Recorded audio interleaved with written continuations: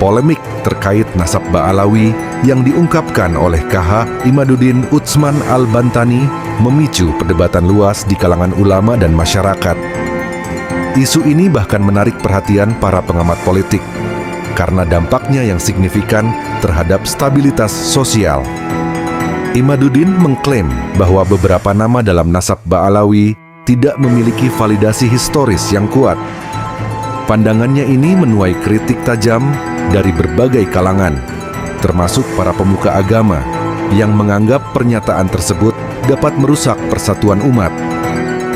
Kalau kita bicara soal fenomena nasab Ba'alawi yang khususnya terkait dengan penolakan nasab oleh sekelompok orang, menurut saya sebaiknya hal begini ini bisa diselesaikan melalui jalur hukum saja. Menurut saya ini bisa diselesaikan melalui jalur hukum saja. Mengapa? Agar lebih jelas, nanti menjadi jelas. Mereka yang keberatan dengan misalnya menganggap bahwa nasab Ba'alawi ini nggak benar atau putus dan sebagainya, dan mereka merasa dirugikan dengan adanya itu, nggak usah teriak-teriak di medsos, kemudian ngajak-ngajak orang lain untuk percaya atas apa yang menjadi teorinya, menjadi pendapatnya. Sebaiknya langsung aja sampaikan keberatan, terutama jika memang mereka merasa bahwa terkait hal itu membuat mereka rugi atau dirugikan secara material atau imaterial, silahkan. Nah, nanti biar itu diselesaikan oleh aparat penegak hukum, apakah memang ada kerugian terjadi di situ, dan apakah betul bahwa apa yang dipersangkakan dalam konteks ini mengatakan bahwa nasab Ba'alawi itu nggak nyambung dengan Rasulullah, itu biar tuntas. Karena kalau terus-menerus ini diwacanakan di media sosial dan itu pun tidak pernah dilakukan upaya-upaya untuk tabayun dengan pihak-pihak yang dituduh, ini nanti akan muncul konflik-konflik wacana yang nggak akan pernah berhenti. Yang jadi korban nanti para habaib satu sisi dan kemudian ulama. Mengapa? Karena kalau kemudian ini terus-menerus terjadi, akan terjadi degradasi terhadap kepercayaan masyarakat terhadap habaib. Di sisi lain, itu juga akan berpengaruh kepada degradasi kepercayaan terhadap para ulama. Kenapa? Karena selama ini ulama-ulama itu, masuk ulama-ulama sepuh dulu, Yai Khalil, Yai Hasyim Asy'ari, kemudian Mbah Maimun misalnya, itu mereka percaya bahwa Sadah Ba'alawi itu nyambung, mereka itu zuriyah Kanjeng Nabi Muhammad. Nah, kalau kemudian sekarang ada sekelompok orang ngajak-ngajak orang lain untuk tidak percaya itu, sesungguhnya ini bukan masalah hanya dengan para habaib saja, tapi sesungguhnya ini sedang mengarahkan kepada masyarakat, santri juga, untuk tidak percaya kepada para yai-yai sepuh itu. Ini bahaya menurut saya. Dan harusnya kalau memang kelompok itu tidak berniat buruk dalam hal ini, ya saya tidak ingin mengatakan dia berniat buruk, tetapi apabila dia memang tidak berniat buruk, kenapa tidak dilakukan tabayun? Atau kalau memang dia merasa bahwa apa yang dia lakukan, apa yang dia dugakan itu betul, telah terjadi istilahnya pembohongan lah terhadap publik tentang habaib yang menurut mereka tidak nyambung itu, laporkan saja itu ke pihak yang berwajib, biar nanti ditangani. Terutama tentu saja harus dipertimbangkan apakah memang dia merasa dirugikan atas hal itu. Jangan-jangan sebenarnya mereka itu tidak dirugikan secara langsung, sehingga mereka hanya berwacana saja di dalam medsos dan mengajak orang lain untuk mengikuti pola pikirnya. Menurut saya ini malah jahat. Mengapa?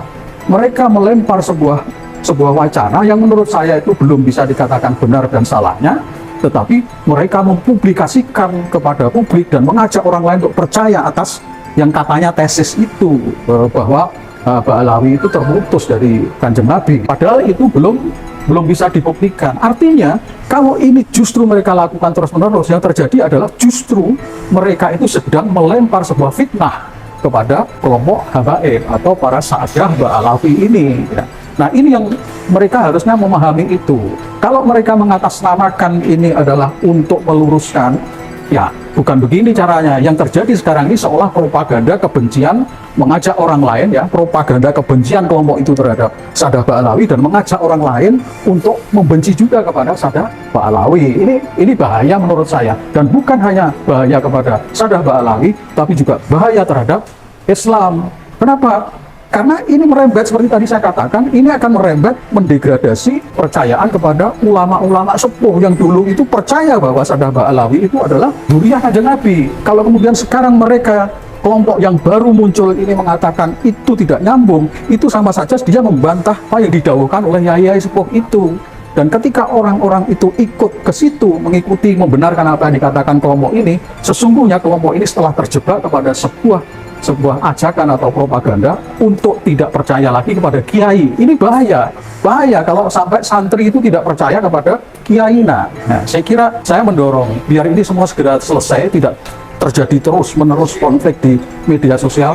Bawa aja itu mereka yang merasa dirugikan dengan situasi seperti itu langsung saja untuk laporkan apa kerugiannya, dan silakan ajukan pelaporan kalau itu memang ada pidana di sana. Saya kira itu biar semua segera clear. Kalau saya mengamati fenomena ini cukup kompleks ya. Ketika ada sekelompok orang yang tiba-tiba kemudian membuat berita yang itu akhirnya menarik publik untuk mengikutinya, di mana berita itu cukup mengagetkan, di mana kelompok ini tiba-tiba mengatakan bahwa nasab Ba'alawi atau kalau di Indonesia itu dikenal para habaib, itu menurut kelompok ini nasabnya tidak nyambung dengan Kanjeng Nabi Rasulullah Muhammad SAW. Tentu ini menjadikan heboh di dunia Islam terutama. Kalau di luar Islam sih saya kira tidak memahami seperti itu. Tapi kehebohan ini menurut saya tidak selayaknya untuk terus-menerus dilakukan. Artinya teori yang diajukan, dalil-dalil yang diajukan oleh kelompok yang mengatakan nasab Ba'alawi itu putus dengan Nabi Muhammad SAW itu harusnya mengambil langkah-langkah yang lebih bijak. Apalagi kalau dia mengatakan bahwa dugaan dia atau dia menyebutnya sebagai tesis itu menurut dia sahih ya. Kalau dia memang yakin bahwa itu sahih, harusnya tabayunkan dulu lah sesuai dengan tradisi Islam. Apabila ada suatu berita yang itu nanti bisa menimbulkan problem ke masyarakat, tabayunkan dulu dengan pihak-pihak yang berkaitan dengan itu. Jangan tiba-tiba kemudian membuat berita dan kemudian menjadi polemik. Mengapa menjadi polemik? Karena yang diinformasikan itu bertentangan dengan kebenaran dalam tanda kutip yang sudah berjalan berabad-abad di Indonesia ini, yaitu kebenaran bahwa para keturunan Ba'alawi itu adalah keturunan dari Kanjeng Nabi Muhammad SAW. Kita tahu bahwa kebenaran itu sudah berabad-abad lamanya di Indonesia. Kita tahu kiai sepuh yang sekarang sudah meninggal dunia, dan kita mengenal orang-orang di era sekarang yang masih mengenal, misalnya Sayyidina Soleh, Mbah Yai Soleh Bakalan, kemudian Abdul Hussein, Hasyim Asy'ari, kebetulan fotonya ada di belakang saya ini. Itu menyampaikan keyakinannya bahwa Sadah Ba'alawi atau para habaib itu adalah keturunan Kanjeng Nabi. Bahkan di generasi berikutnya, Mbah Maimun Zubair dari Sarang atau Sarang juga menyebutkan bahwa para habaib itu adalah keturunan dari Kanjeng Nabi Muhammad. Jadi kalau kemudian sekarang kelompok itu mengatakan para habaib itu bukan keturunan Kanjeng Nabi, putus nasabnya dengan Kanjeng Nabi, itu pasti akan menjadi polemik di publik. Kalau tiba-tiba dimunculkan, akan berbenturan antara informasi baru yang dia bawa dengan informasi yang sudah berkembang sekian lama. Bahkan itu keyakinan dari umat Islam di kalangan kiai, di kalangan ulama, bahwa para habaib itu adalah beliau Kanjeng Nabi. Jadi konflik ini menurut saya tidak bijak kalau kemudian di blow up di media tanpa ada upaya untuk tabayun dengan para kiai-kiai terdahulu. Kan masih ada kiai-kiai sepuh saat itu yang tentu bisa dimintai penjelasan terhadap itu.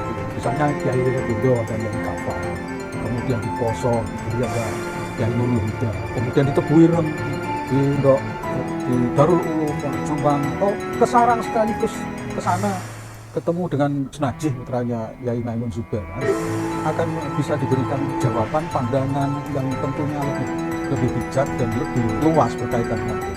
Jangan sampai ini menimbulkan polemik di publik, di masyarakat khususnya kalangan Islam, dan kemudian menimbulkan kebingungan terhadap umat. Saya kira itu fenomena sekarang.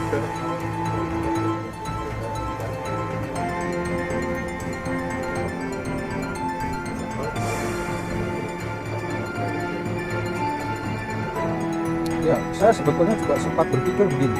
Sebenarnya motivasi dari kelompok yang membatalkan nasab Ba'alawi apa? Kalau memang dia bermaksud untuk meluruskan sesuatu yang menurut dia salah, maka itu ada caranya untuk melakukan ujian itu.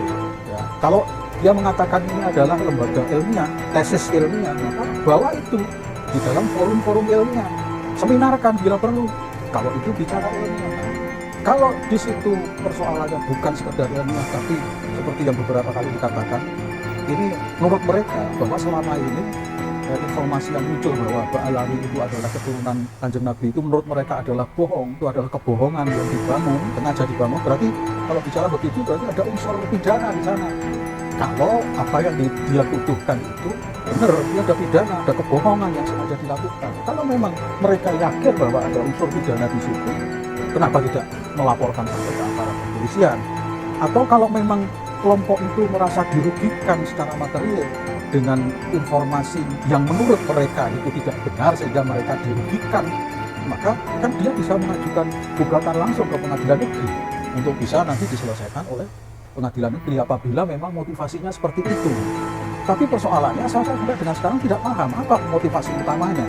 Dia tidak melapor ke kepolisian kalau itu pidana, dia juga tidak melakukan gugatan ke pengadilan kalau menanggapi perdata, tapi mereka terus teriak-teriak di media sosial bahwa Ba'alawi ini tidak merupakan keturunan Kanjeng Nabi dan berusaha mempengaruhi publik untuk membenci para habaib. Saya lebih melihat bahwa ini tampaknya ada upaya-upaya untuk propaganda, provokasi untuk membenci para habaib. Saya akhirnya melihat begitu. Kenapa? Karena mereka tidak pernah melakukan tabayun. Saya juga tahu bahwa beberapa kali baik dari Robitoh Alawiyah, lembaga yang selama ini mendaftar tentang nasab Lawi di Indonesia khususnya untuk menjaga validitas nasab itu, pernah mengajak untuk bertabayun dengan kelompok ini. Tetapi faktanya kelompok ini nggak datang.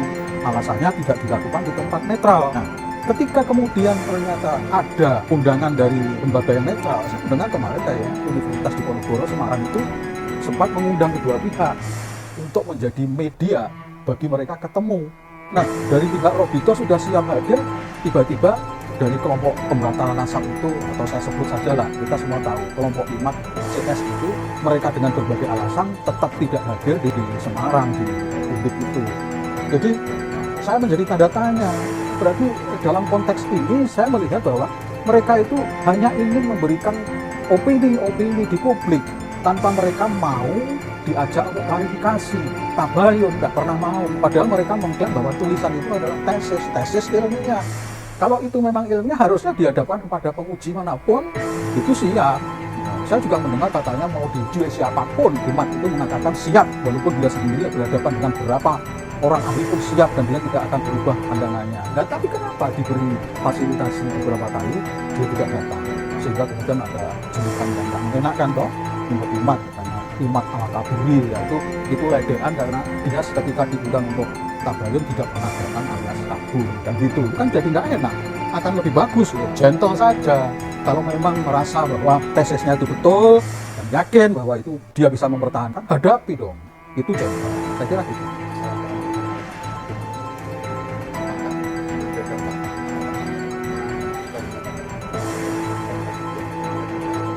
Ya, ini sebetulnya yang saya khawatirkan. Dan bisa jadi, patut diduga kalau saya kemudian menduga bahwa mengapa kelompok IMAT itu selalu teriak-teriak di media sosial dan itu kemudian menjadi konsumsi publik, itu memang tampaknya targetnya adalah mempengaruhi opini publik.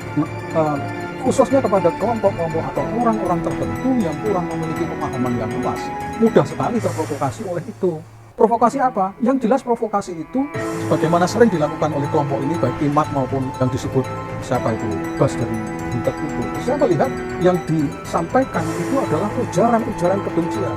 Mereka selalu menjelek-jelekan dan kemudian mengambil contoh-contoh dan harusnya hal-hal begitu seperti tadi saya katakan, kalau memang mereka punya bukti, kenapa nggak langsung dilaporkan saja kalau memang ada kelakuan-kelakuan yang merugikan atau tersangkut pidana misalnya. Nah, kembali ke soal ini, apa yang mereka lakukan itu saya khawatir akan mempengaruhi publik dan faktanya itu menjadi kenyataan. Contohnya sekarang sudah mulai ada kelompok-kelompok yang menurut saya tidak jelas. Kelompok-kelompok itu sudah campuran dari ada Islam, ada dari gaya kepercayaan, atau dari yang kelompok-kelompok yang tidak jelas lah menurut saya. Itu mulai berani menolak kegiatan-kegiatan yang dilakukan oleh habaib. Jadi bukan lagi menolak figurnya, tetapi sekarang aktivitas habaib yang notabene itu adalah dakwah, itu juga ditolak. Contohnya ketika Habib Syekh beberapa waktu yang lalu mau mengadakan kegiatan sholawatan di Tulungagung. Selama ini sebelum ada huru-hara tentang pembatalan nasab itu, Habib Syekh itu sholawatan dimanapun nggak masalah. Tetapi nggak tahu mengapa beberapa waktu kemarin di Tulungagung itu ada kelompok yang melakukan demo unjuk rasa minta kepada kepolisian untuk melarang Habib Syekh melanjutkan rencana untuk mengadakan sholawatan di Tulungagung. Padahal sholawatan itu jelas-jelas dakwah, itu kegiatan agama Islam dan tidak bertentangan. Umat Islam khususnya Nahdliyin itu sudah sangat familiar dengan sholawatan. Tapi dengan kasus itu kemudian ditolak. Alhamdulillah kemarin melalui pendekatan persuasif yang bisa dilakukan, akhirnya memang kegiatan itu tetap bisa dilaksanakan. Tapi fenomena penolakan itu, saya yakin itu berkaitan dengan propaganda yang itu dilakukan oleh IMAT CS, sehingga membuat kelompok-kelompok itu berani melakukan penolakan. Dan belum berhenti di situ. Saya juga mendapat informasi tanggal 19 kemarin Habib Syekh itu juga akan melakukan sholawatan di Banyuwangi dan kemudian juga ada unjuk rasa untuk membatalkan.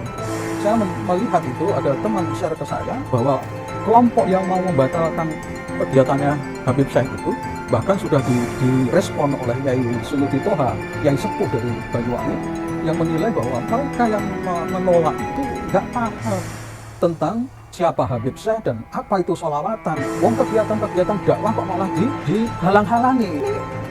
Menjadi semakin tanda tanya kita, apa target IMAT CS, sehingga kemudian bukan hanya menjelek-jelekan para habaib, mengatakan bahwa itu putus nasabnya dengan Kanjeng Nabi, dan sekarang mempengaruhi mereka, kelompoknya itu, untuk menolak seluruh kegiatan-kegiatan habaib, termasuk bahkan dakwah pun ditolak. Nah, ini kan menjadi tanda tanya, sebetulnya IMAT ini Islam atau bukan? Kalau Islam harusnya malah mendukung, ada sholawatan di mana-mana, dukung, bukan ditolak.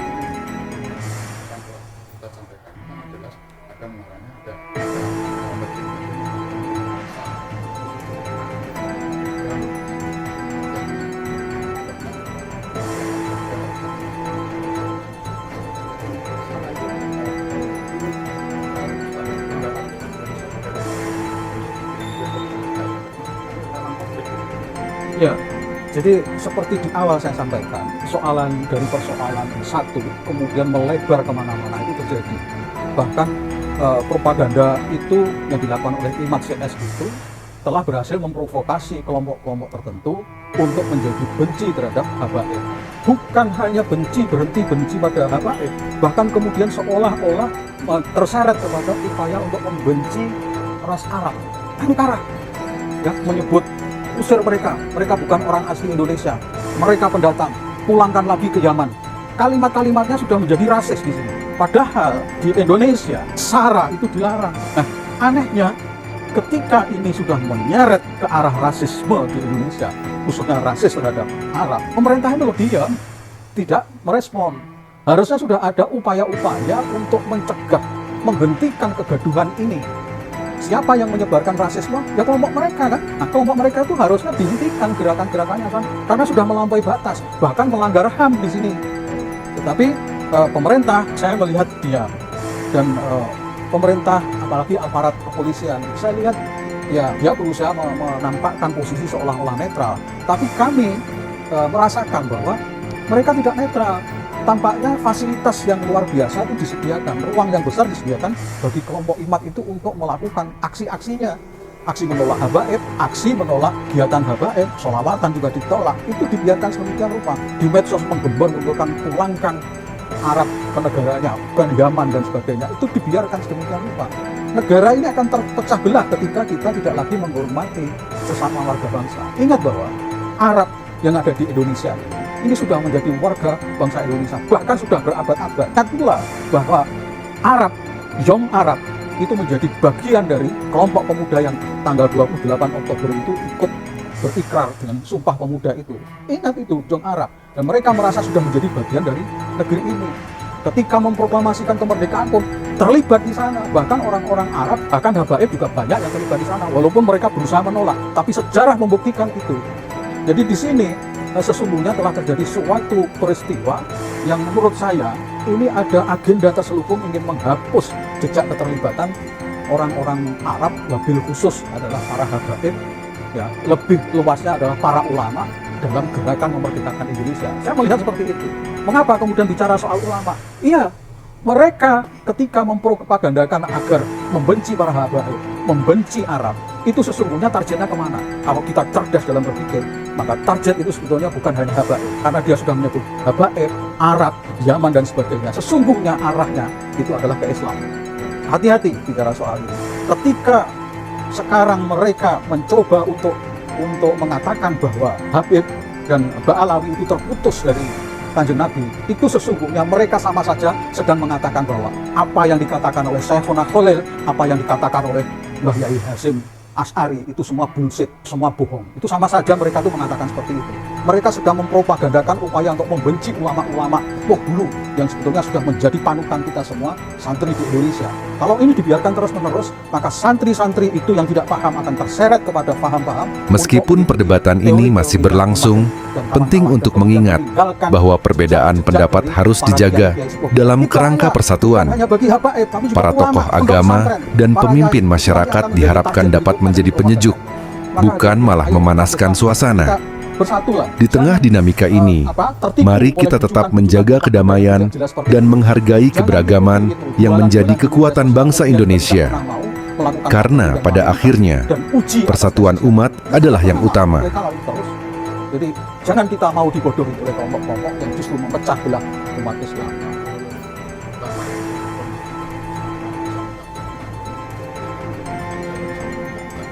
Ya, negara tentu harus hadir lah. Tapi ketika saya bicara tentang sudah mulai masuk ke rasis, bicara SARA, ini sudah melanggar. Dan negara sebagai pelindung atas hak asasi manusia di Indonesia, termasuk kepada saudara-saudara kita keturunan Arab di Indonesia, harusnya hadir di sini. Jangan membiarkan ini seperti bola liar yang ditendang ke sana kemari menurut irama permainannya si Imad CS. Cobalah untuk dihentikan itu dan kemudian ditabayunkan. Negara punya wewenang itu ketika merasa bahwa persatuan dan kesatuan kita ini bisa hancur karena adanya isu seperti itu, harusnya segera kelompok ini dihentikan, dipeganglah, minimal diminta untuk bisa duduk bersama. Sebetulnya maumu bagaimana? Karena kamu sudah makin jauh dan melanggar berbagai peraturan perundang-undangan, harusnya begitu. Bukan membiarkan ini terus menjadi semrawut, tidak karu-karuan, seolah-olah kita ini sedang berada di hutan belantara tanpa hukum yang berjalan kemudian menjadi hukum rimba. Dan pemerintah, aparat seperti tidak mau tahu, tutup mata, tutup telinga, membiarkan semua ini berjalan tanpa ada campur tangan mereka. Ya. Meskipun perdebatan ini masih berlangsung, penting untuk mengingat bahwa perbedaan pendapat harus dijaga dalam kerangka persatuan. Para tokoh agama dan pemimpin masyarakat diharapkan dapat menjadi penyejuk, bukan malah memanaskan suasana. Di tengah dinamika ini, mari kita tetap menjaga kedamaian dan menghargai keberagaman yang menjadi kekuatan bangsa Indonesia. Karena pada akhirnya, persatuan umat adalah yang utama.